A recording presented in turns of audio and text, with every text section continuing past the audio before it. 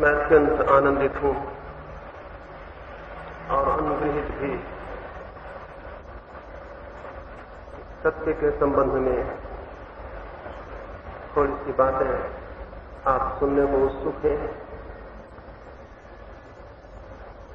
ये मुझे आनंदपूर्ण होगा कि अपनी हृदय की थोड़ी सी बातें आपसे कहूं। बहुत कम लोग हैं जो सुनने को राजी हैं और बहुत कम लोग हैं जो देखने को उत्सुक हैं।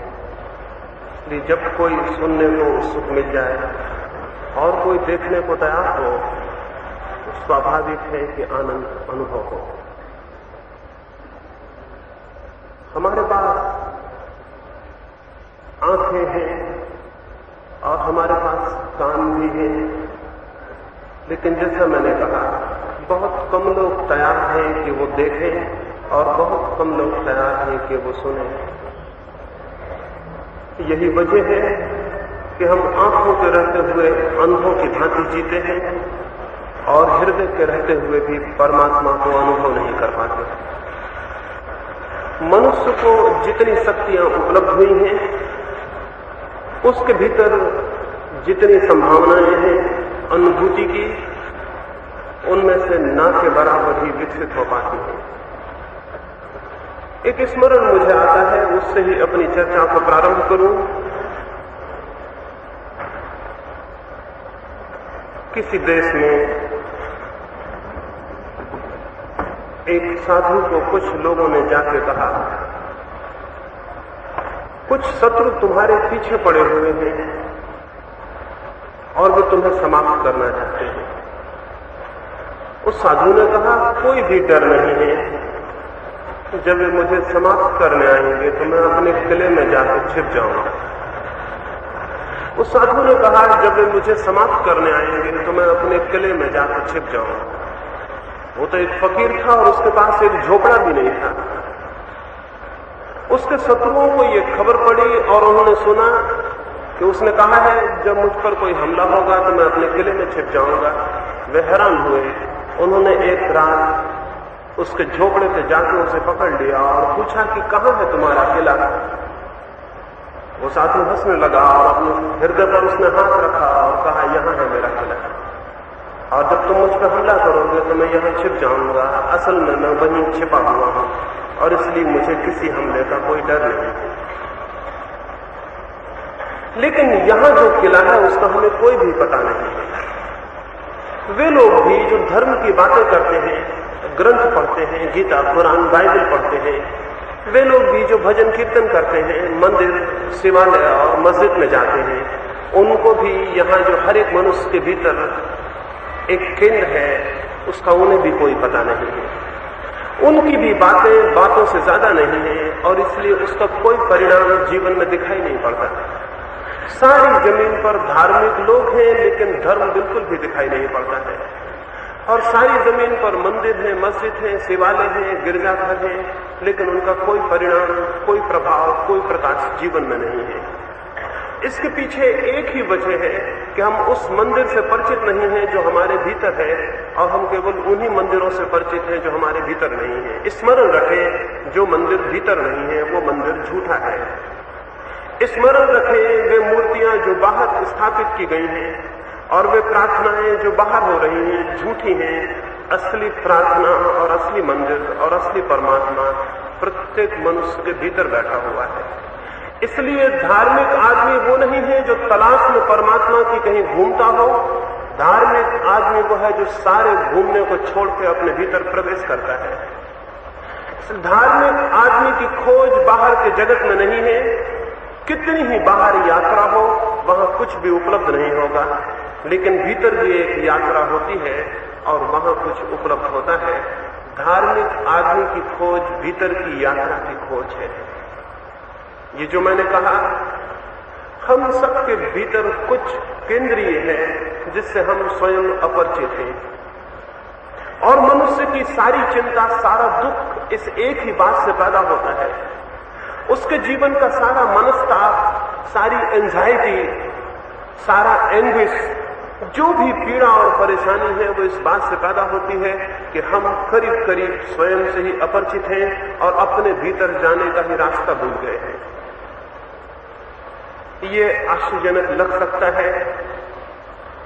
हमें कितने रास्ते ज्ञात हैं, हम चांद पर और मंगल पर पहुंचने की कोशिश में हैं।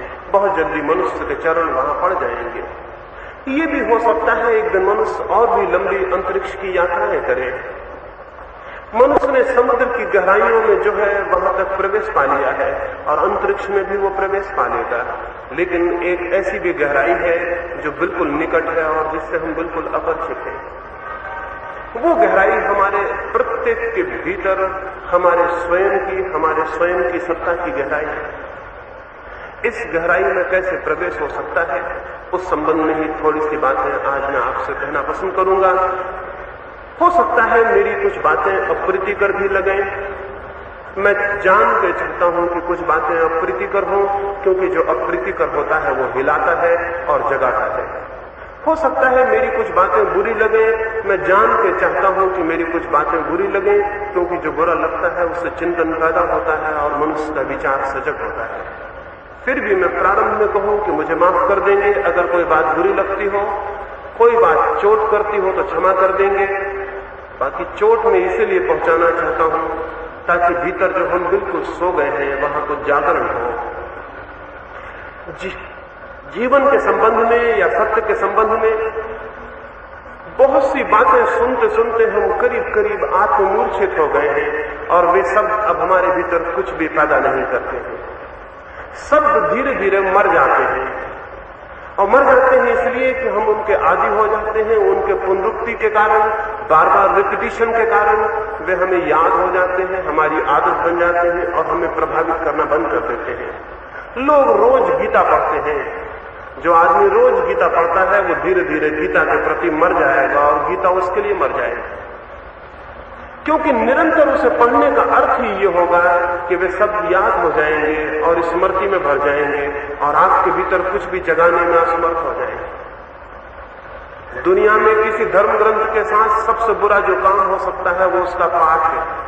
निरंतर उसका पाठ सबसे खतरनाक बात है, क्योंकि निरंतर उसके पाठ का एक ही अर्थ होगा कि आप उसके प्रति जो भी सजीवता है, जो भी सजगता है, जो भी स्फूर्ति है, जो भी जीवंत प्रतीति है वो धीरे धीरे खो देंगे। इसलिए दुनिया में उन कौमों को जिनके पास अद्भुत ग्रंथ हैं, अद्भुत विचार हैं, एक दुर्भाग्य भी सहना पड़ता है। उन्हें वो विचार और ग्रंथ स्मरण हो जाते हैं और उनकी जो जीवित चोट है वो समाप्त हो जाती है। एक साधु हुआ है, वो तो कोई फकीर नहीं था, कोई गैरिक वस्त्रों को उसने नहीं पहना और उसने कभी अपने घर को नहीं छोड़ा। वो जब 60 वर्ष का हो गया, उसका पिता भी जिंदा था। उसके पिता की उम्र तब 90 वर्ष थी।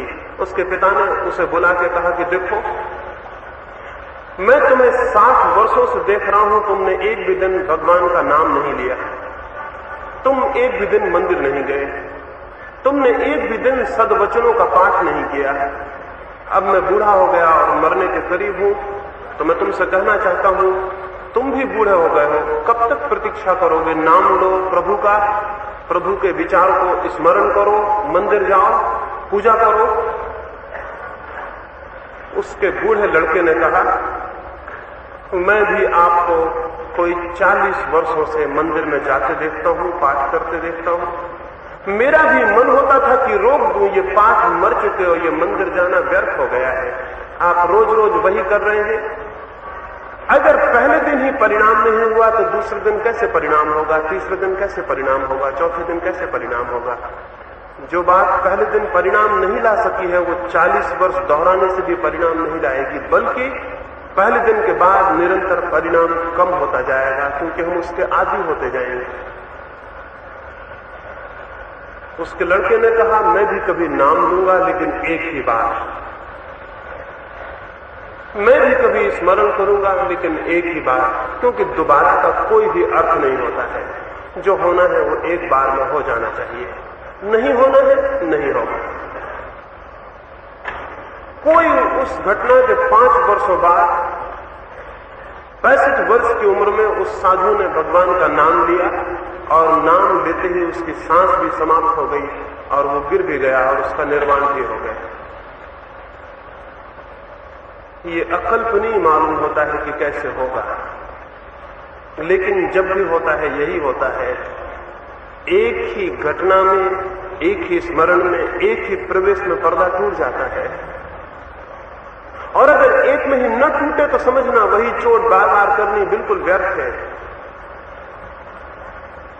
तो मैं कुछ बातें, कुछ शब्द, कुछ विचार जिनके प्रति हम मर गए हैं, जिन्हें सुनते सुनते हम जिनके आदी हो गए हैं, जिनकी चोट विलीन हो गई है, उनके संबंध में कुछ बातें आपको कहूं।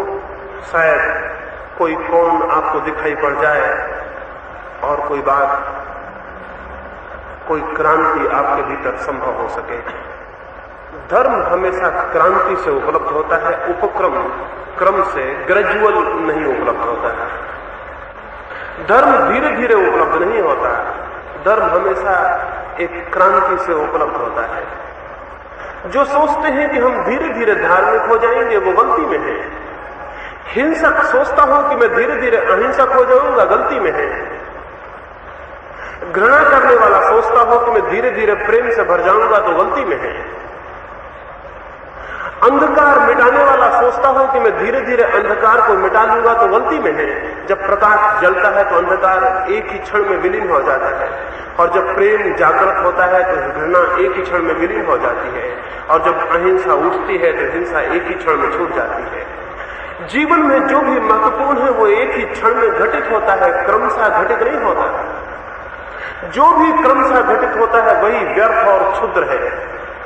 जो एक ही साथ जो क्रांति घटित होती है वही मूल्यवान, वही सार्थक, वही अर्थपूर्ण है, और वही व्यक्ति को परमात्मा से जोड़ती है। कोई व्यक्ति धीरे धीरे संसार से दूर होकर परमात्मा को उपलब्ध नहीं होता। जब भी परमात्मा को कोई व्यक्ति उपलब्ध होता है तो एक छलांग में, एक क्रांति में, एक विस्फोट में उपलब्ध होता है, और एक ही साथ सब कुछ परिवर्तित हो जाता है। जैसे हम किसी सोते व्यक्ति को उठा दें तो क्या वो धीरे धीरे उठता है? नींद धीरे धीरे टूटती है। जैसे ही हम किसी को उठा दें एक क्रांति हो जाती है, सपने टूट जाते हैं और जागरण सामने आ जाता है। धर्म का जीवन भी क्रांति का जीवन है, और इसलिए जो लोग धीरे धीरे का ख्याल करते हो वो गलती में है। और धीरे धीरे का ख्याल हमारे आलस्य की ईजाद है।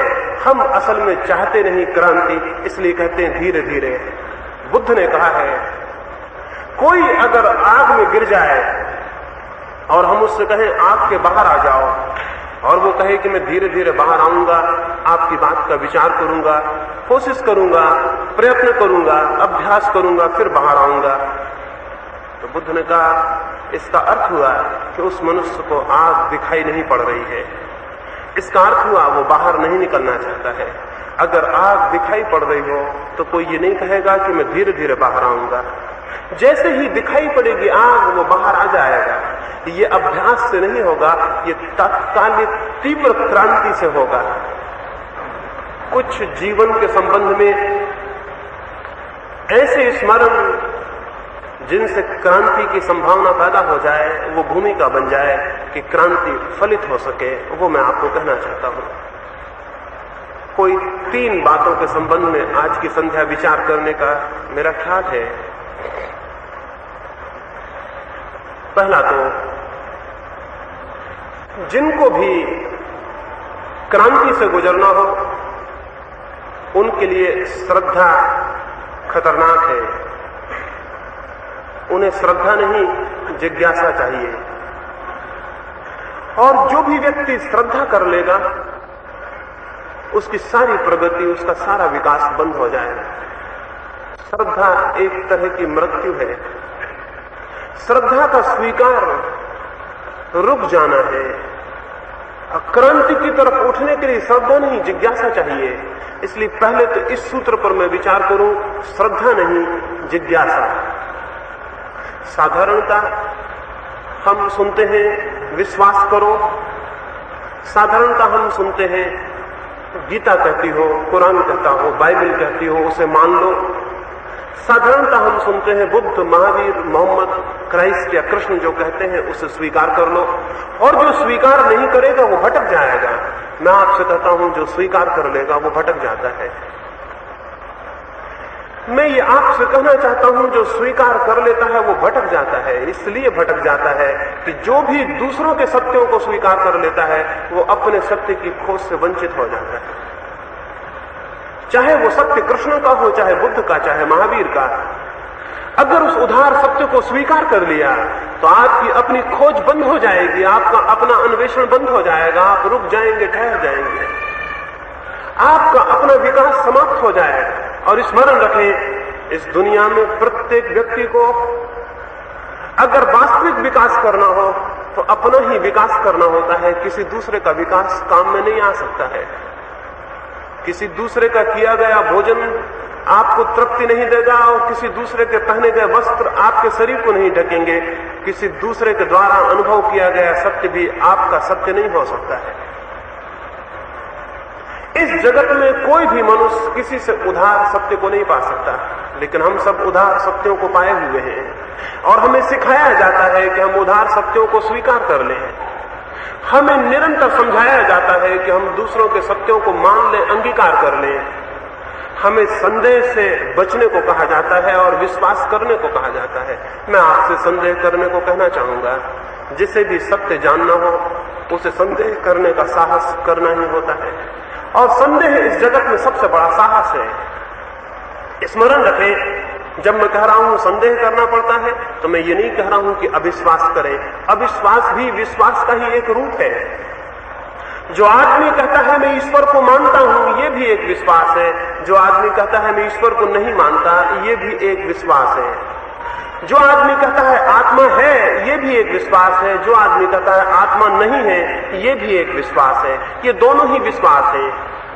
आस्था और अनास्था, श्रद्धा और अश्रद्धा सब श्रद्धा के रूपांतर हैं। दोनों ही स्थिति में हम दूसरे लोगों को मान लेते हैं, खुद खोज नहीं करते हैं। संदेह का अर्थ है न श्रद्धा न अश्रद्धा। संदेह का अर्थ है न स्वीकार न अस्वीकार। संदेह का अर्थ है जिज्ञासा। संदेह का अर्थ है मैं जानना चाहता हूं क्या है, मैं जानना चाहता हूं सत्य क्या है। और जब तक कोई व्यक्ति सजग न हो इस सत्य के प्रति कि मुझे जानना है कि सत्य क्या है, तब तक उसकी स्वीकृतियां, उसकी श्रद्धाएं, उसके विश्वास उसे कहीं भी ले जाने में समर्थ नहीं होंगे। बल्कि धीरे धीरे क्रमशः जैसे जैसे उसकी उम्र ढलती जाएगी वैसे वैसे वो विश्वास को जोर से पकड़ने लगेगा, क्योंकि साहस कम होता जाएगा। इसलिए बूढ़े जल्दी विश्वास कर लेते हैं, जवान मुश्किल से विश्वास करते हैं। बूढ़ों का विश्वास कोई कीमत नहीं रखता। साहस जैसे जैसे कम होता जाता है, विश्वास को पकड़ने का भय के कारण, सुरक्षा के लिए, डर के कारण, मृत्यु के बाद न मालूम क्या होगा। अगर नहीं स्वीकार किया तो न मालूम किन नरकों में पीड़ा भोगनी पड़ेगी। अगर परमात्मा को नहीं माना तो परमात्मा न मालूम क्या बदला लेगा। ये भय जैसे जैसे घना होता है वैसे वैसे आदमी विश्वास करने लगता है। विश्वास कमजोरी है, और जो कमजोर है वो सत्य को उपलब्ध नहीं हो सकता। विश्वास भय है।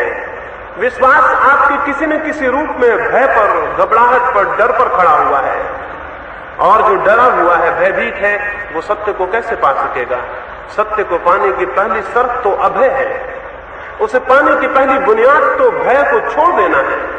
लेकिन हमारे सारे धर्म, हमारे संप्रदाय, हमारे पुरोहित, हमारे पादरी, हमारे धर्मगुरु, हमारे सन्यासी भय सिखाते हैं।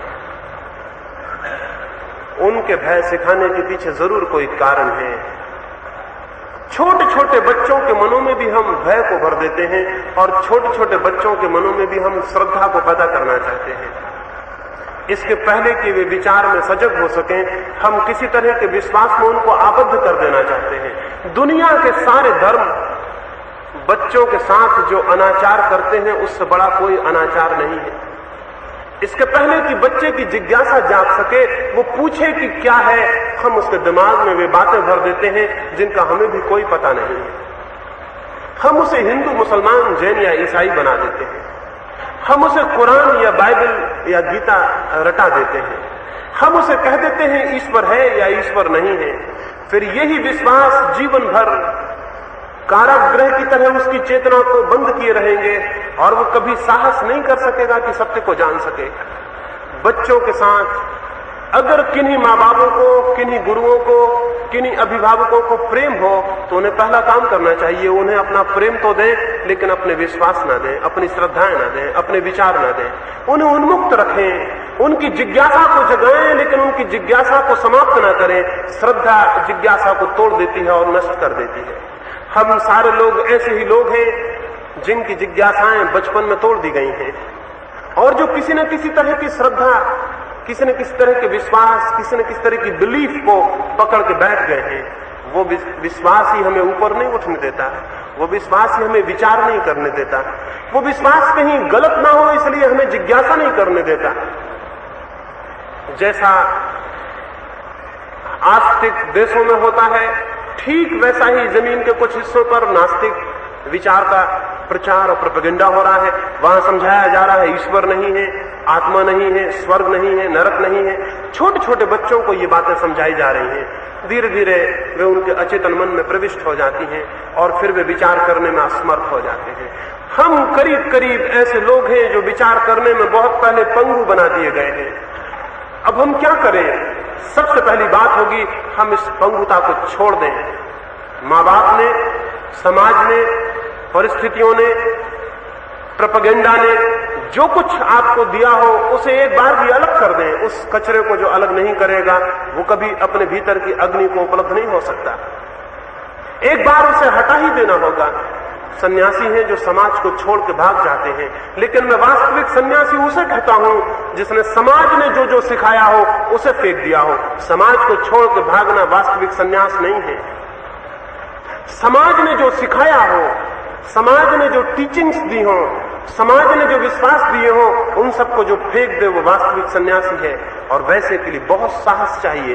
इसलिए मैं आपसे कहूं, श्रद्धा नहीं जिज्ञासा धार्मिक आदमी का पहला लक्षण है।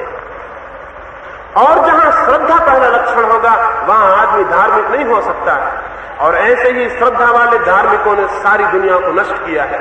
धर्म का पूरा इतिहास खून खराबी, बेईमानी, अत्याचार, आक्रमण और हिंसा से भरा हुआ है। वो इन श्रद्धा वाले धार्मिकों के कारण भरा हुआ है, क्योंकि श्रद्धा हमेशा किसी के विरोध में खड़ा कर देती है। एक मुसलमान की श्रद्धा उसे हिंदू के विरोध में खड़ा कर देती है, एक हिंदू की श्रद्धा उसे ईसाई के विरोध में खड़ा कर देती है, एक जैन की श्रद्धा उसे बौद्ध के विरोध में खड़ा कर देती है। लेकिन ख्याल करें, जिज्ञासा किसी के विरोध में किसी को खड़ा नहीं करती। इसलिए श्रद्धा किसी भी हालत में धार्मिक आदमी का लक्षण नहीं हो सकता। जिज्ञासा किसी के विरोध में किसी को खड़ा नहीं करती। यही वजह है कि साइंस जो कि श्रद्धा पर नहीं खड़ी है, जिज्ञासा पर खड़ी है। एक है, 25 तरह की साइंसेज नहीं है। हिंदुओं की अलग केमिस्ट्री, मुसलमानों की अलग केमिस्ट्री नहीं है। हिंदुओं का अलग गणित, जैनों का अलग गणित नहीं है। साइंस एक है क्योंकि साइंस श्रद्धा पर नहीं जिज्ञासा पर खड़ी है। धर्म भी दुनिया में एक होगा अगर वो श्रद्धा पर नहीं जिज्ञासा पर खड़ा हो। और जब तक धर्म अनेक हैं तब तक धर्म के नाम से झूठ बात चलती रहेगी।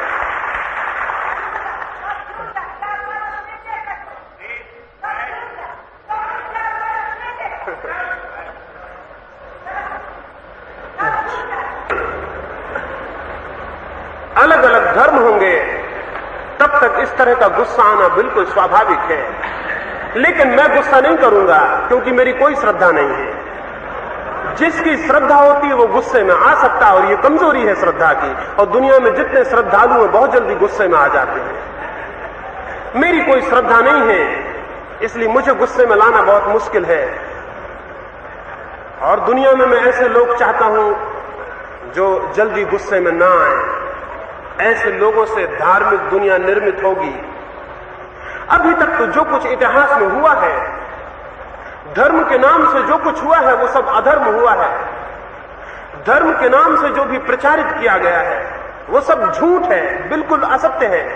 और उस असत्य को जबरदस्ती लादने की हजार हजार चेष्टाएं की गई हैं।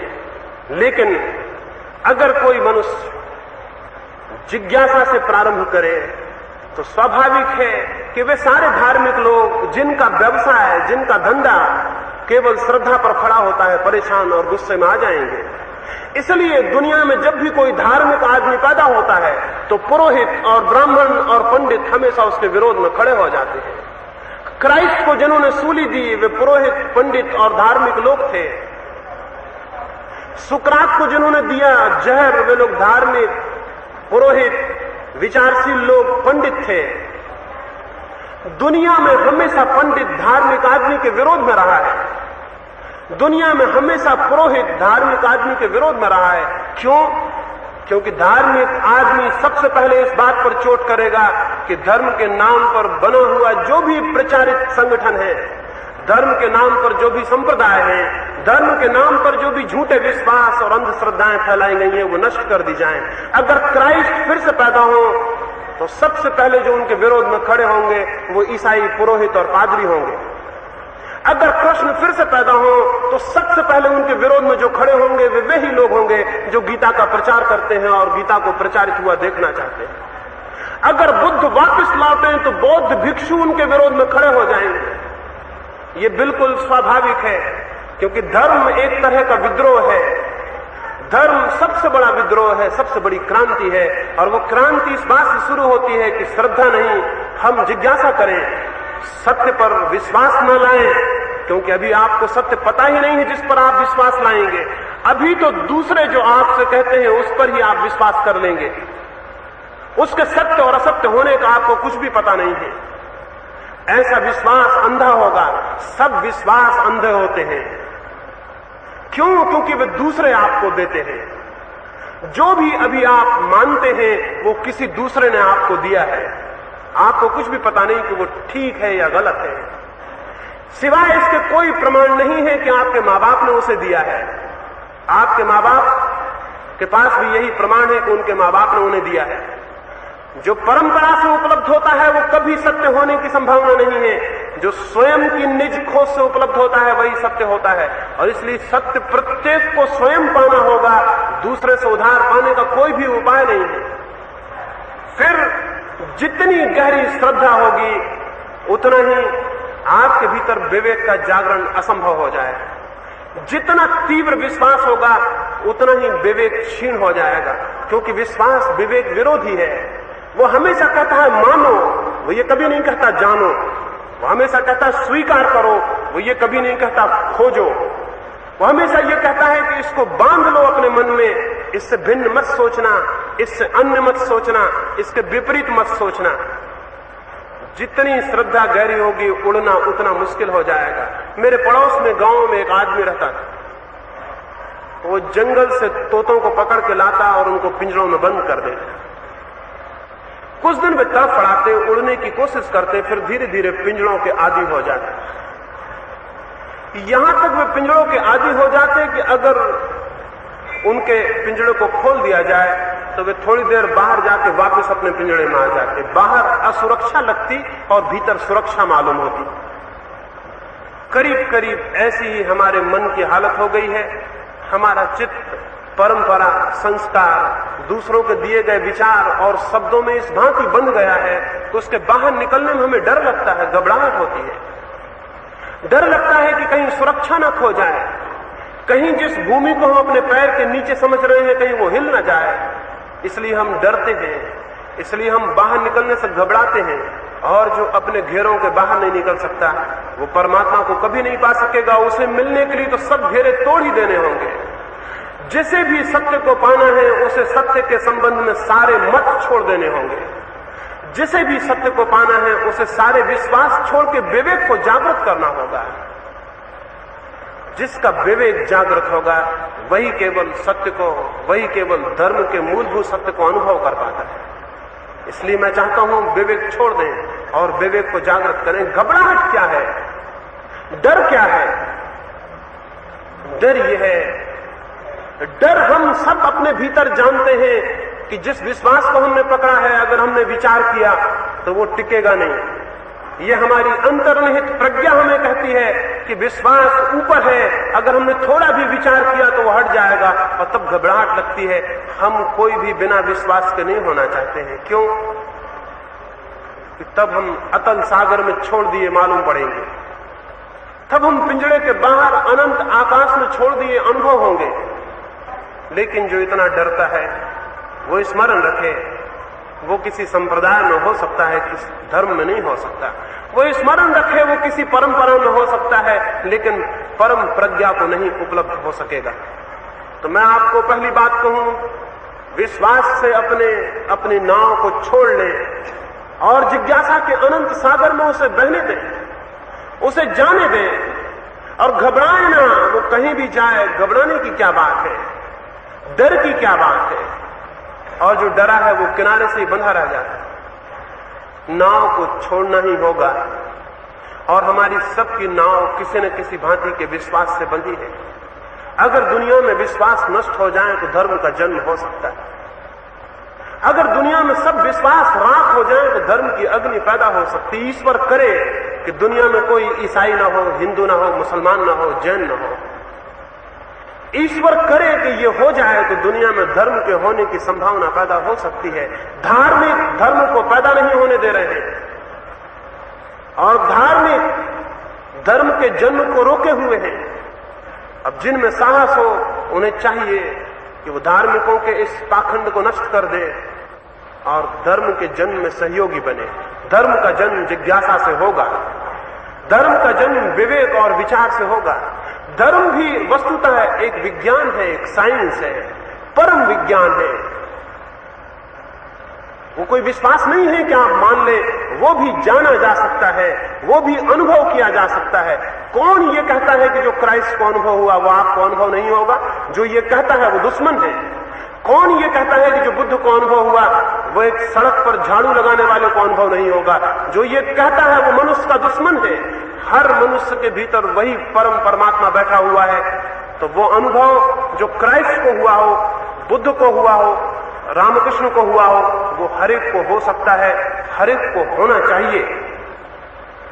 रुकावट है इसलिए कि हम दूसरों को स्वीकार किए हैं और अपने को जगा नहीं रहे। दूसरों को हटा दें और अपने को जगाएं। आपके भीतर जो बैठा है उससे मूल्यवान और कोई भी नहीं है, और आपके भीतर जो बैठा है उससे पूज्य और कोई भी नहीं है, और आपके भीतर जो बैठा है उससे श्रेष्ठ और कोई भी नहीं है। लेकिन मुश्किल ये हो गई है, हमें सिखाया जाता है अनुकरण करो, फॉलो करो किसी को। कोई कहता है क्राइस्ट को फॉलो करो, कोई कहता है महावीर को, कोई कहता है बुद्ध के पीछे चलो। और मैं आपसे कहता हूं, जो भी किसी के पीछे चलेगा वो अपने भीतर बैठे परमात्मा का अपमान कर रहा है। किसी के पीछे जाने का कारण क्या है? किसी के पीछे जाने का कारण नहीं है। अपने पीछे चलो और अपने परमात्मा को पहचानो जो तुम्हारे भीतर है। और जब भी तुम किसी के चरणों में झुक रहे हो, किसी का पीछा कर रहे हो, तब तुम भीतर बैठे परम शक्ति का इतना बड़ा अपमान कर रहे हो जिसका कोई हिसाब नहीं। बुद्ध के जीवन में एक उल्लेख है, अपने पिछले जन्म में उन्होंने अपने पिछले जन्मों की कथाएं कही हैं। अपने पिछले जन्म में जब वो बुद्ध हुए उसके पहले के जन्म में वे एक गांव में गए। वहां एक बुद्ध पुरुष था, उसका नाम था दीपंकर। वे गए और उन्होंने दीपंकर के पैर छुए। जब वे पैर छू के उठे तो उन्होंने देखा कि दीपंकर उनके पैर छू रहा है, तो वो बहुत घबरा गए और उन्होंने कहा कि ये क्या कर रहे हैं?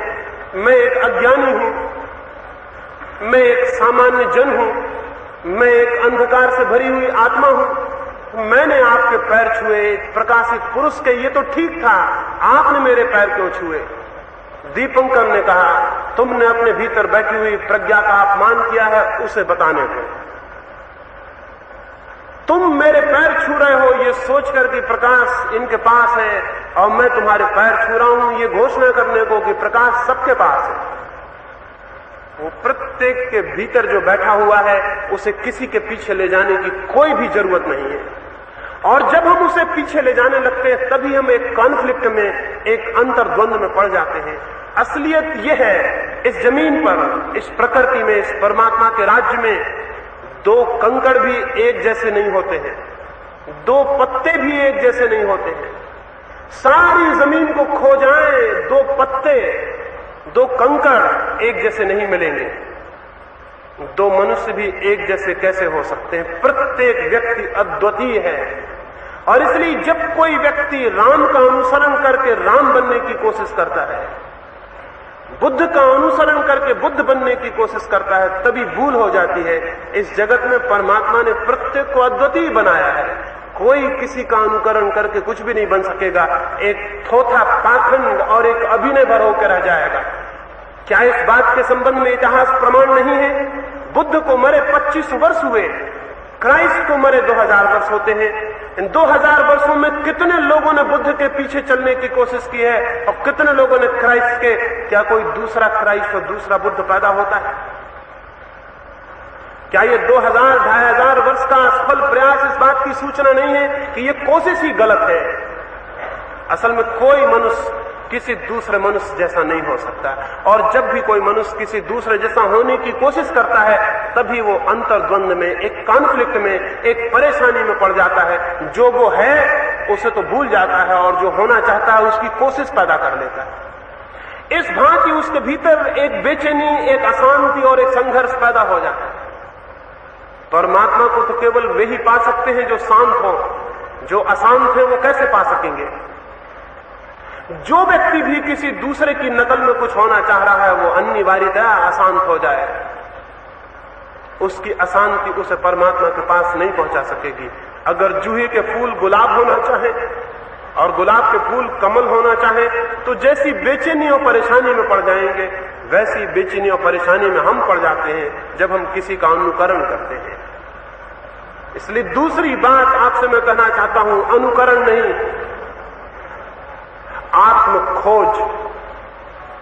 अनुकरण नहीं, आत्मखोज। मैंने पहली बात आपसे कही श्रद्धा नहीं, जिज्ञासा। दूसरी बात कहना चाहता हूं, अनुकरण नहीं, आत्मखोज। किसी का अनुकरण नहीं, कोई किसी के लिए आदर्श नहीं है। प्रत्येक व्यक्ति का आदर्श उसके अपने भीतर छिपा है जिसे उगाड़ना है। और अगर हम उसे नहीं उगाड़ते और हम किसी के पीछे जाते हैं, हम भूल में पड़ जाएंगे, हम भटकन में पड़ जाएंगे। और मैं आपको कहूं कि आप लाख उपाय करें क्राइस्ट या बुद्ध या कृष्ण के पीछे जाने का, आप कभी कृष्ण, बुद्ध और क्राइस्ट नहीं हो सकेंगे। लेकिन जो मैं आपसे कह रहा हूं, अगर आप ये उपाय छोड़ दें और अपने को खोजें और अपने को जगाएं तो आप कृष्ण, क्राइस्ट और बुद्ध हो जाएंगे। अपनी निज हैसियत में, अपने ही निज व्यक्तित्व में आप उस उपलब्धि और अनुभूति को पा लेंगे। जो पीछे जाने वाला नहीं उपलब्ध करता है वो अपने भीतर जाने वाला उपलब्ध कर लेता है। दूसरी बात है अनुकरण नहीं। अनुकरण नहीं का अर्थ हुआ किसी मनुष्य के लिए कोई दूसरा मनुष्य आदर्श नहीं है, हो भी नहीं सकता। लेकिन हमें समझाया गया है और हमें बताया गया है कि कोई ना कोई आदर्श बनाओ। और जब भी हमसे ये कहा जाता है कोई ना कोई आदर्श बनाओ, तभी हम क्या करेंगे? हम किसी मनुष्य को आदर्श बना लेंगे और तब हम उसके भांति होने की कोशिश में लग जाएंगे। ये कोशिश झूठी होगी, इसलिए झूठी होगी कि केवल अभिनय होगा। मैं एक गांव में गया, मेरे एक मित्र वहां साधु हो गए थे, उन्हें देखने गया। एक पहाड़ी के किनारे एक छोटे झोपड़े में वो रहते थे। मैं उनसे मिलने गया, उनको कोई खबर नहीं की और गया। मैंने खिड़की से देखा वो अपने कमरे में नंगे होकर टहल रहे हैं, कपड़े उतार दिए हैं, नग्न होकर टहल रहे हैं। मैंने जाके दरवाजा खटखटाया, उन्होंने जल्दी से दरवाजा खोला और चादर लपेट के दरवाजा खोल दिया। मैंने उनसे पूछा कि अभी आप नग्न थे, फिर ये चादर क्यों पहन ली? वे मुझसे बोले, मैं धीरे धीरे नग्न साधु होने का अभ्यास कर रहा हूं। अभी मुझे भय मालूम होता है, इसलिए अकेले में नग्न होने का अभ्यास करता हूं, फिर धीरे धीरे मित्रों के सामने करूंगा, फिर गांव में, फिर धीरे धीरे मैं अभ्यस्त हो जाऊंगा। मैंने उनसे कहा किसी सर्कस में भर्ती हो जाएं, क्योंकि नग्न होने का अभ्यास करके जो आदमी नंगा हो जाएगा वो सर्कस के लायक है, सन्यास के लायक नहीं। वो महावीर को अपना आदर्श बनाए हुए थे और उनको ख्याल था कि चूंकि महावीर नग्न हो गए इसलिए मैं भी नग्न हो जाऊं। मैंने उनसे कहा, पता है कि महावीर नग्न अभ्यास करके नहीं हुए थे। महावीर की नग्नता सहज थी। एक वक्त, एक प्रतीति, एक संभावना उनके भीतर उदित हुई, उन्हें वस्त्र अनावश्यक हो गए, उन्हें याद भी न रहा कि वस्त्र पहनने। वे उस सरलता को, उस निर्दोष अवस्था को उपलब्ध हुए जहां ढांकने का उन्हें कोई ख्याल ही न रहा, वस्त्र छूट गए। ये तो मेरी समझ में आता है। एक आदमी नग्न होने का अभ्यास करके नग्न हो जाए, इसकी नग्नता बहुत दूसरी होगी, ये अभिनय और पाखंड होगा। किसी आदमी के भीतर प्रेम का स्फुरन हो और वो सारी दुनिया के प्रति प्रेम से भर जाए और अहिंसा से भर जाए, ये तो समझ में आता है। लेकिन एक आदमी चेष्टा करे, प्रयास करे, अभ्यास करे अहिंसक होने का, ये समझ में नहीं आता। हमारी जितनी भी चेष्टाएं दूसरों को देख के होंगी, वे हमें गलत ले जाएंगी और हमारे जीवन को व्यर्थ कर देंगी। इसी वजह से सामान्य जन भी उतना असंतुष्ट और अशांत नहीं होता जितना तथाकथित साधु और सन्यासी होते हैं। वे सारे एक पागलपन में लगे हुए हैं, एक तरह की न्यूरोसिस उनको पकड़े हुए है, किसी दूसरे आदमी जैसा होना है। ये पागलपन है, ये विक्षिप्तता है। किसी दूसरे जैसे होने की कोशिश बिल्कुल पागलपन है, क्योंकि ये सारी चेष्टा का परिणाम होगा आत्मदमन। इसका अर्थ होगा रिप्रेशन। जो तुम हो उसे दबाओ और जो तुम नहीं हो उसको होने की कोशिश करो। ऐसा व्यक्ति अपने ही हाथ से नरक में पहुंच जाता है, 24 घंटे नरक में जीने लगता है। जो वो है उसकी निंदा करता है और जो उसे होना है उसकी चेष्टा करता है। मैं आपसे कहना चाहूंगा, जो आप हैं उसे परिपूर्णतया जाने और आपके जीवन में क्रांति हो जाएगी। आपको कोई और होने की कोई भी जरूरत नहीं है। जो आप वस्तुता हैं उसे ही जान ले और क्रांति हो जाएगी। और जो आप उपाय करके नहीं पा सकेंगे वो अपने ही भीतर जाग के आपको उपलब्ध हो जाए। इसलिए मैंने कहा अनुकरण नहीं, आत्मखोज।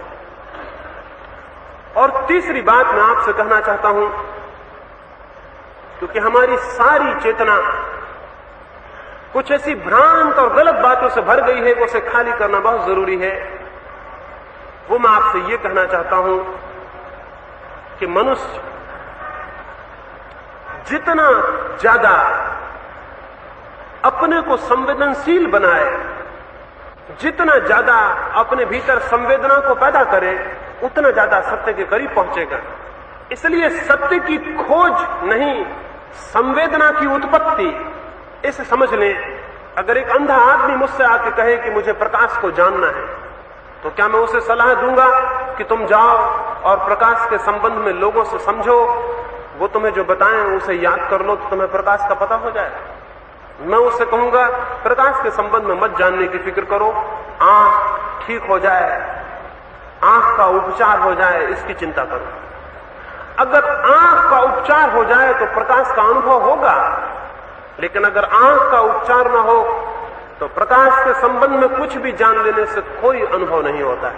आंख संवेदना है, प्रकाश सत्य है।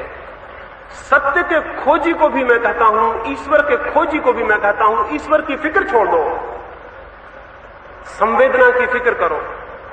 हमारी जितनी गहरी संवेदना होगी उतने ही दूर तक सत्य के हमें दर्शन होते हैं। मैं आपको देख रहा हूं, मेरी देखने की शक्ति आपके शरीर के पार नहीं जाती, इसलिए मैं आपके शरीर को देख के वापस लौट आता हूं। अपने को देखता हूं तो अपने को देखने में भी शक्ति मेरी मन के पार नहीं जाती, तो मन को देख के वापस लौट आऊंगा। मेरे देखने की शक्ति जितनी गहरी होगी उतना गहरा सत्य का मुझे अनुभव होगा। जो लोग परमात्मा को अनुभव करते हैं उनके देखने की शक्ति इतनी तीव्र है कि वे प्रकृति को पार कर जाते हैं और परमात्मा को देख लेते हैं। प्रकृति से अलग कहीं परमात्मा नहीं बैठा हुआ है, जो चारों तरफ दिखाई पड़ रहा है इसमें ही वो छिपा है। अगर हमारी आंख गहरी हो तो हम आवरण को पार कर जाएंगे और केंद्र को अनुभव कर लेंगे। इसलिए सवाल ईश्वर की खोज का नहीं, सवाल अपनी संवेदना को गहरा करने का है।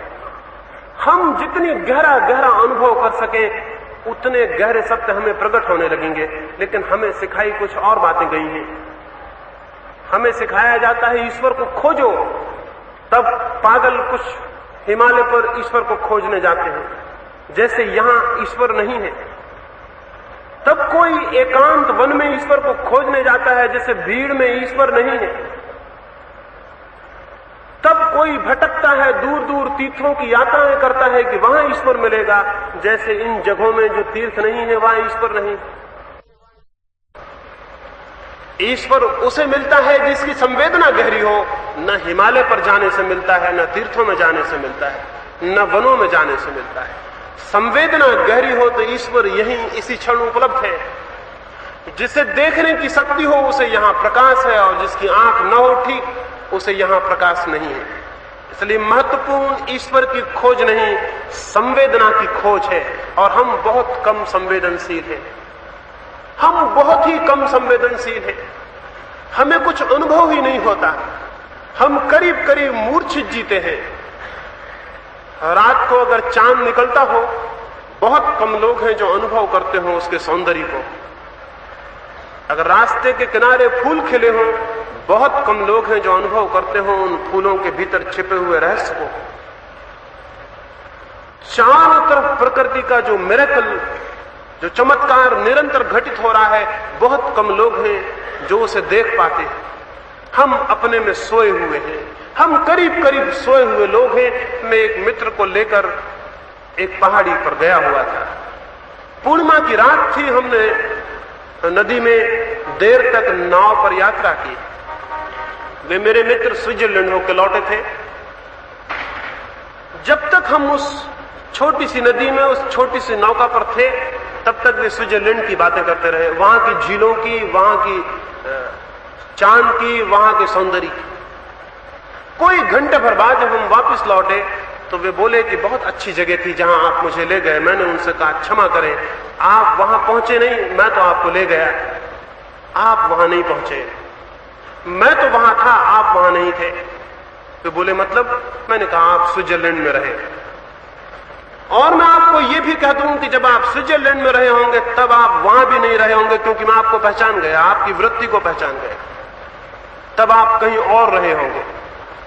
हम करीब करीब सोए हुए हैं। जो हमारे सामने होता है वो हमें दिखाई नहीं पड़ता, जो हम सुन रहे हैं वो हमें सुनाई नहीं पड़ता। हमारा मन किन्हीं और चीजों से भरा रहता है। वही व्यक्ति संवेदनशील हो सकता है जिसका मन शून्य हो। चांद के करीब जिसका मन बिल्कुल शून्य है वो चांद के सौंदर्य को अनुभव कर लेगा। फूल के करीब जिसका मन बिल्कुल शून्य है वो फूल के सौंदर्य को अनुभव कर लेगा।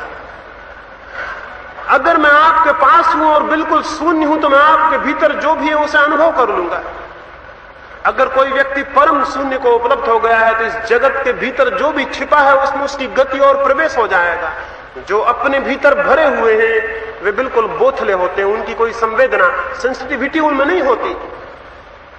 और जो अपने में खाली होते हैं उनके भीतर अद्भुत संवेदना का जन्म होता है। इस जगत में सब तरफ परमात्मा छिपा हुआ है, हमारे भीतर संवेदना चाहिए। लेकिन हम तो पागल हैं, हम तो अपने भीतर बहुत भरे हुए हैं। जो थोड़ा बहुत खाली जगह है उसे गीता, कुरान और बाइबल भर देते हैं। दुकान से भरे हुए हैं, बाजार से भरे हुए हैं, काम धंधे से, जिंदगी की बातों से भरे हुए हैं। कुछ थोड़ी बहुत खाली जगह है तो गीता, कुरान, बाइबल से उसे भर लेते हैं। भीतर सब भर जाता है, भीतर कचरा ही कचरा इकट्ठा हो गया। अपनी खोपड़ी के भीतर देखें, कभी थोड़ी देर बैठ के देखें वहां क्या चल रहा है, तो वहां आप पाएंगे वहां सब फिजूल की बातें भरी हुई हैं। वहां प्रवेश के लिए बिल्कुल जगह नहीं है। वहां कोई संवेदना गति नहीं पा सकती, वहां कोई द्वार नहीं है। ऐसा बंद मस्तिष्क, ऐसी क्षुद्र बातों के बोझ से भरा हुआ मस्तिष्क कैसे सत्य को, कैसे सौंदर्य को अनुभव कर सकेगा? और फिर इसी मस्तिष्क को लेकर हम भगवान की खोज में निकल जाते हैं, हिमालय पर जाते हैं, गुरुओं के चरणों में जाते हैं, मंदिरों में, मस्जिदों में जाते हैं। ये दिमाग लेके कहीं भी जाने से कुछ ना होगा। इसे खाली कर लें, फिर कहीं जाने की जरूरत नहीं है। जहां होंगे वहीं अनुभूति आनी शुरू हो जाएगी। सत्य की खोज नहीं, संवेदना। परमात्मा की खोज नहीं, संवेदना का उद्घाटन। और संवेदना का उद्घाटन होता है मनुष्य जब शून्य हो। इस शून्य को ही मैं समाधि कहता हूं, इस शून्य को ही मैं ध्यान कहता हूं, इस शून्य को ही मैं प्रार्थना कहता हूं। आपकी प्रार्थनाओं को मैं प्रार्थना नहीं कहता, वो तो भरे हुए मस्तिष्क के ही लक्षण हैं। उसमें भी आप कुछ बोले जा रहे हैं, कुछ कहे जा रहे हैं, कुछ रटा हुआ दोहराए जा रहे हैं। ये प्रार्थनाएं नहीं है। आपके भजन कीर्तन प्रार्थनाएं नहीं है। ये तो सब भरे हुए मस्तिष्क के लक्षण हैं। आप बोले जा रहे हैं, परमात्मा को बोलने का तो मौका नहीं दे रहे। आप अपना उंडेले जा रहे हैं, परमात्मा आप में अपने को डाल सके इसके लिए तो आप खाली नहीं हैं। स्मरण रखें, जब वर्षा होती है तो जो उठे हुए टीले हैं उन पर पानी नीचे बह जाता है और जो गड्ढे हैं उनमें भर जाता है। परमात्मा की वर्षा प्रतिक्षण हो रही है। जो खाली होंगे वो भर दिए जाएंगे, जो भरे होंगे वो खाली रह जाएंगे। और पंडित से भरा हुआ आदमी दूसरा नहीं होता, उसका मस्तिष्क तो भरा हुआ होता है। अपने मस्तिष्क को खाली करना सीखें। और ये सरल है, ये कठिन नहीं है। थोड़े साहस, थोड़े विवेक की जरूरत है। ये संभव है कि आपका मस्तिष्क खाली हो जाए। शून्यता जागरूकता के परिणाम में उपलब्ध होती है। जो व्यक्ति जितना जागरूक होकर जीवन में जीता है वो उतना शून्य होता जाता है। समझ लें, मैं यहां एक 100 फीट लंबी और 1 फीट चौड़ी लकड़ी की एक पट्टी रख दूं और आपसे कहूं कि उस पर चले, तो आप गिरेंगे कि पार निकल जाएंगे? सभी पार निकल जाएंगे। छोटे बच्चे, स्त्रियां, बूढ़े सभी पार निकल जाएंगे। 100 फीट लंबी 1 फीट चौड़ी लकड़ी की पट्टी रखी हुई है, आपसे मैं कहूं चलें इस पर, आप सभी निकल जाएंगे, कोई भी गिरेगा नहीं। फिर समझ लें कि इस ऊपर के स्थान से दीवार तक वो 100 फीट लंबी पट्टी रख दी गई हो, नीचे ये गड्ढा हो, और फिर आपसे कहा जाए इस पर चलें, आप में से कितने लोग चल पाएंगे? फर्क तो कुछ भी नहीं हुआ है। वो पट्टी 1 फीट चौड़ी और 100 फीट लंबी अब भी है। जितनी जमीन पर रखे समय थी उतनी अब 2 मकानों के ऊपर रखे हुए भी है। फिर आप जाने में डर क्या है, घबराहट क्या है? कितने लोग उसको पार हो पाएंगे? कितने लोग पार जाने की हिम्मत करेंगे? कठिनाई क्या आ गई? उसकी लंबाई चौड़ाई वही की वही है, आप भी वही के वही आदमी हैं। इस नीचे के गड्ढे से फर्क क्या पड़ रहा है? फर्क ये पड़ रहा है कि जब नीचे पट्टी रखी थी आपको मूर्छित चलना ही संभव था, कोई कठिनाई नहीं थी। आप अपने दिमाग में कुछ भी सोचते हुए चल सकते थे। अब ऊपर आपको परिपूर्ण जागरूक होकर चलना होगा। अगर जरा भीतर दिमाग में कुछ गड़बड़ हुई, बातें चली, आप नीचे हो जाएंगे। घबराहट है आपकी मूर्छा। जो जागरूक है वो ऊपर भी चल जाएगा, कोई फर्क नहीं पड़ता। जमीन जैसे नीचे थी वैसे ऊपर भी है। कौन सा फर्क पड़ रहा है?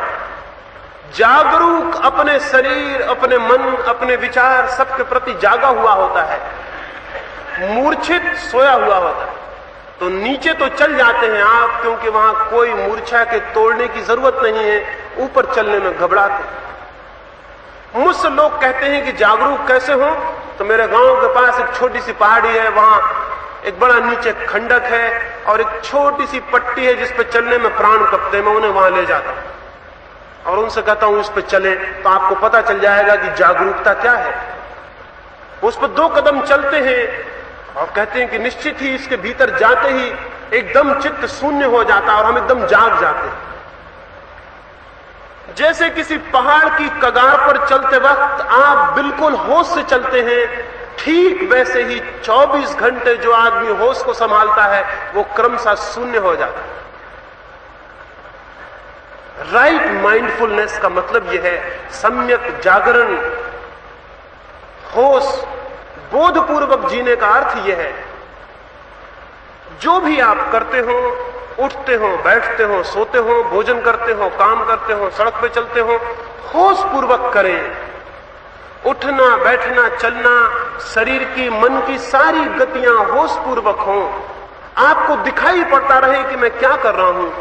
भीतर मूर्छा को तोड़ें।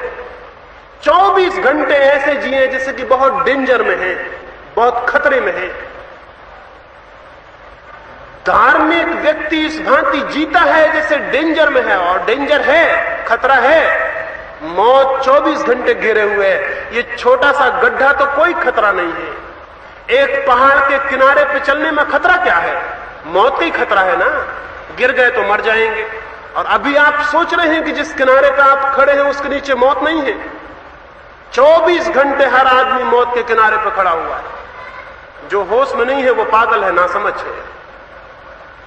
24 घंटे पहाड़ की कगार पे आप चल रहे हैं और किसी भी क्षण गिर जाएंगे। रोज लोगों को गिरते देख रहे हैं, रोज लोग गिरते जाते हैं, आप भी गिर जाएंगे। जिंदगी पूरे वक्त मौत के किनारे पर है, एकदम डेंजर चारों तरफ है, खतरा चारों तरफ है। जो सजग नहीं है वो गलती कर रहा है, वो भूल कर रहा है। 24 घंटे की समस्त क्रियाएं, चाहे शरीर की चाहे मन की, सजग होनी चाहिए। जो व्यक्ति जितना सजग हो जाएगा भीतर, उतना ही पाएगा भीतर शून्य आ जाता है। और जब शून्य आ जाता है तो आप परमात्मा को अपने भीतर आमंत्रित करने में समर्थ हो जाते हैं। आपका द्वार खुल गया, अब सूर्य की रोशनी भीतर आ सकती है। आपकी आंख खुल गई, अब आप प्रकाश को देख सकते हैं। अब आपके हृदय के कपाट खुल गए, परमात्मा प्रवेश कर सकता है। जो खाली है वो परमात्मा से भर जाता है। खाली हो और परमात्मा को उपलब्ध हो जाएंगे। और जब आप परमात्मा को उपलब्ध होंगे तो सब बदल जाएगा। मैंने आपसे कहा श्रद्धा नहीं, जिज्ञासा। और जब आप परमात्मा को उपलब्ध होंगे तो जिज्ञासा श्रद्धा में परिणित हो जाएगी। तब आप जानेंगे, और जानना आपको विश्वास से भर देगा। वो विश्वास बहुत दूसरा है, वो दूसरों का दिया हुआ विश्वास नहीं है, वो स्वयं के ज्ञान से उत्पन्न हुआ है। और मैंने कहा ईश्वर की खोज नहीं, संवेदना। जब आपकी संवेदना परिपूर्ण होगी आप ईश्वर को पा जाएंगे। और मैंने कहा अनुकरण नहीं, आत्म खोज। और जब आप स्वयं को जानेंगे तो आप पाएंगे आप सबके अनुकरण को उपलब्ध हो गए। तो क्राइस्ट और बुद्ध और महावीर सबके आदर्श को आप उपलब्ध हो गए। मैंने आपसे कहा श्रद्धा नहीं, जिज्ञासा, इसलिए कि आप वास्तविक श्रद्धा को उपलब्ध हो सकें। मैंने आपसे कहा अनुकरण नहीं, आदर्श नहीं, आत्म खोज, ताकि आप वास्तविक आदर्श को उपलब्ध हो सकें। और मैंने आपसे कहा ईश्वर नहीं, संवेदना की तलाश, ताकि आप वस्तुतः ईश्वर को अनुभव कर सकें। ये बातें उल्टी मालूम हो सकती हैं कि मैं श्रद्धा छोड़ने को कह रहा हूं ताकि श्रद्धा का, वास्तविक श्रद्धा का जन्म हो सके। और मैं ईश्वर को भूलने को कह रहा हूं और संवेदना पैदा करने को, ताकि ईश्वर पाया जा सके। और मैं सब आदर्श छोड़ने को कह रहा हूं ताकि वास्तविक आदर्श का आपके भीतर जन्म हो सके। अगर आप मेरी बात को समझेंगे तो उनमें विरोध नहीं दिखाई पड़ेगा। क्यों? क्योंकि जो खाली है वो भर दिया जाता है, इसमें विरोध कहां है? खाली ही भरा जा सकता है। जो शून्य है वही केवल पूर्ण को उपलब्ध हो सकता है। इसलिए समग्र भाव से, अशेष भाव से शून्य हो जाना साधना है। अशेष भाव से शून्य हो जाना समर्पण है। अशेष भाव से शून्य हो जाना परमात्मा के मार्ग पर अपने चरणों को बढ़ा देना। जो शून्य होने का साहस करता है वो पूर्ण को पाने का अधिकारी हो जाता है। और प्रत्येक व्यक्ति के भीतर ये संभावना है, ये बीज है कि वो परमात्मा हो सके। अगर हम उपलब्ध नहीं हुए तो हमारे सिवाय और किसी का उत्तरदायित्व नहीं होगा। अगर हम उपलब्ध नहीं हुए तो हमारे सिवाय और कोई जिम्मेवार नहीं होगा। अगर हम उपलब्ध नहीं हुए तो हमारे सिवाय और किसी का भी दोष नहीं है। इसलिए स्मरण पूर्वक इस बात को सोचें और देखें।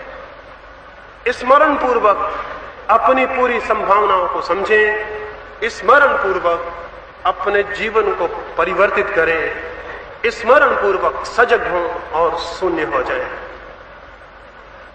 और ये ख्याल रखें कि कोई परमात्मा को उपलब्ध होता है तो कोई विशेषता नहीं है। हर एक मनुष्य की उतनी ही संभावना है। लेकिन अगर हम ध्यान ही ना देंगे, अगर हम उस तरफ देखेंगे ही नहीं, तो हम अपनी संभावना से वंचित हो जाएंगे। अगर एक बीज वृक्ष हो सकता है तो सारे बीज वृक्ष हो सकते हैं। व्यवस्था जुटानी होगी कि बीज वृक्ष हो सके। पानी और खाद और जमीन और रोशनी जुटानी होगी। क्या है पानी, क्या है खाद, क्या है रोशनी, उसकी मैंने चर्चा की। जिज्ञासा, अनुकरण नहीं, आत्मखोज, ईश्वर नहीं, संवेदना की तलाश, और अपने को भरना नहीं, अपने को खाली कर लेना। ये भूमिका है जो इसे पूरा करता है। आश्वासन है, सदा से आश्वासन है, वो परमात्मा को निश्चित ही उपलब्ध हो जाता है। और अगर आप परमात्मा को उपलब्ध ना हो तो अपने कर्मों को दोष मत देना। समझना कि कुछ गलत कर रहे थे, समझना कि जहां जिज्ञासा करनी थी वहां श्रद्धा कर रहे थे, समझना कि जहां स्वयं को खोजना था वहां अनुकरण कर रहे थे, समझना कि जहां संवेदना गहरी करनी थी वहां ईश्वर की तलाश में भटक रहे थे, समझना कि जहां शून्य होना था वहां दूसरों के उधार विचारों ग्रंथों से अपने को भर रहे थे। कर्मों का दोष नहीं है, दृष्टि का दोष है, और दृष्टि के दोष को छिपाने के लिए सारी हम बातें कर लेते हैं कि हमारे कर्म ही बुरे हैं, हमारे पिछले जन्म ही बुरे हैं, इसलिए हम नहीं पा रहे हैं। ये सब का सब अपने को समझाना है, ये सब एक्सप्लेनेशन हैं जो झूठे हैं। मैं आपको कहता हूं ठीक दृष्टि हो तो परमात्मा इसी वक्त उपलब्ध है, परमात्मा को तो कभी किसी ने खोया ही नहीं, हम उसमें ही खड़े हुए हैं, केवल दृष्टि गलत है, केवल दृष्टि और जगह भटक रही है, इसलिए उसे जो कि पाया ही हुआ है हम खोया हुआ अनुभव कर रहे हैं। दृष्टि वापस लौटाए अपने उस किले पर जो सबके भीतर है, परमात्मा यहीं और अभी उपलब्ध हो जाता है। ईश्वर करे दृष्टि लौटे, ईश्वर करे आपकी श्रद्धा जिज्ञासा बने, ईश्वर करे आप अन्वेषण में लगे, आपके भीतर प्यास और अभीप्सा पैदा हो, और किसी दिन आप उस परम शांति को, परम सौंदर्य को जान सकें, जिसे जाने बिना जीवन झूठा है, जिसे जाने बिना जीवन मृत्यु है, और जिसे जान के जीवन ही नहीं मृत्यु भी अमृत हो जाती है। उसकी कामना करता हूं। मेरी बातों को इतने प्रेम से सुना, उसके लिए बहुत अनुग्रहित हूं। मेरी कोई बात बुरी लगी हो फिर क्षमा याचना करता हूं, लेकिन कहूंगा उसे सोचना, क्रोध मत करना, क्योंकि क्रोध से कोई हल नहीं होता है। मेरी कोई बात बुरी लगी हो उसे सोचना, क्रोध मत करना, क्रोध से कोई हल नहीं होता, और क्रोध विचार का नहीं अविचार का लक्षण है। मेरी बात कोई ठीक लगी हो तो उसे मान मत लेना, प्रयोग करना, क्योंकि मान लेना छोटी बुद्धि का लक्षण है, प्रयोग करना समझदार का, विवेकशील का लक्षण है। मेरी बात बुरी लगी हो तो विचार करना, मेरी बात भली लगी हो तो मान मत लेना, उस पर प्रयोग करना। जो प्रयोग करता है वो उपलब्ध होता है। अंततः सबके भीतर बैठे हुए परमात्मा को प्रणाम करता हूं, मेरे प्रणाम स्वीकार करें।